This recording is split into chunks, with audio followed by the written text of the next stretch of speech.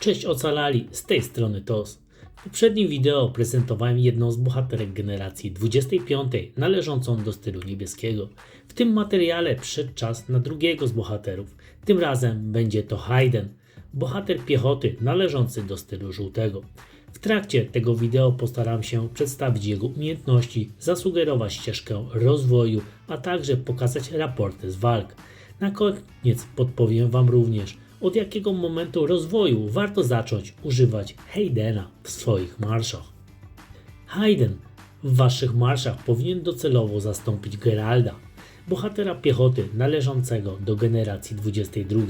W moim przypadku Geralt jest rozbudowany do maksimum, a dwie jego umiejętności są również na maksymalnym poziomie. Dla porównania, Hayden znajduje się dopiero na drugiej kolumnie purpurowego mózgu, więc różnica w rozwoju jest naprawdę spora. Przejdźmy teraz do umiejętności Haydena. Pierwsza jego umiejętność jest typowo ofensywna.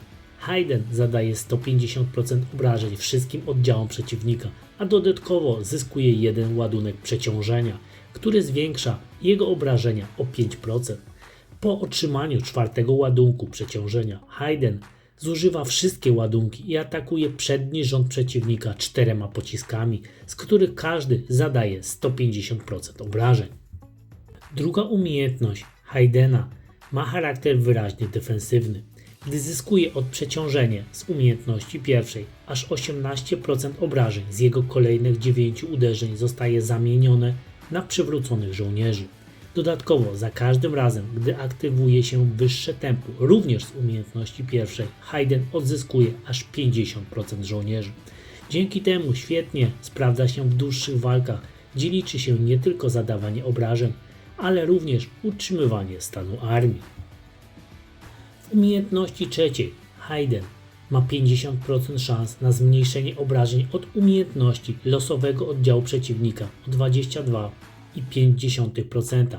Prawdopodobieństwo to może się zwiększyć o 10%, gdy Hayden aktywuje wyższe tempo z pierwszej umiejętności. Jeśli miałbym Wam sugerować ścieżkę rozwoju umiejętności Haydena, to w pierwszej kolejności wybrałbym umiejętność drugą, potem umiejętność trzecią, a na końcu umiejętność pierwszą. Sprawdźmy sobie teraz, jak w walce wypada Hayden względem Geralda. W pierwszej walce przy użyciu Geralda przeciwnikowi ocalało 1465 żołnierzy, a jego umiejętności dały wyniki, które możecie zobaczyć na ekranie. Natomiast przy użyciu tych samych parametrów wejściowych i użyciu Haydena przeciwnikowi ocalało 93 440 żołnierzy.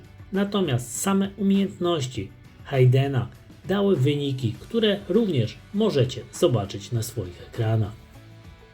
I teraz najważniejsza kwestia.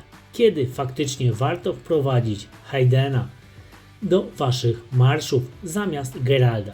Zdecydowanie nie na etapie drugiej kolumny purpurowego mózgu. Aby realnie zastąpić Geralda, Hayden musi być znacznie bardziej rozwinięty i sugerowałbym Wam ulepszenie go minimum do przedostatniej kolumny purpurowego mózgu. Mam nadzieję, że to krótkie wideo pomoże Wam lepiej zaplanować rozwój Haydena i podjąć świadomą decyzję, kiedy faktycznie warto wprowadzić go do swoich marszów, tak aby przyniósł Wam większe korzyści niż Geralt.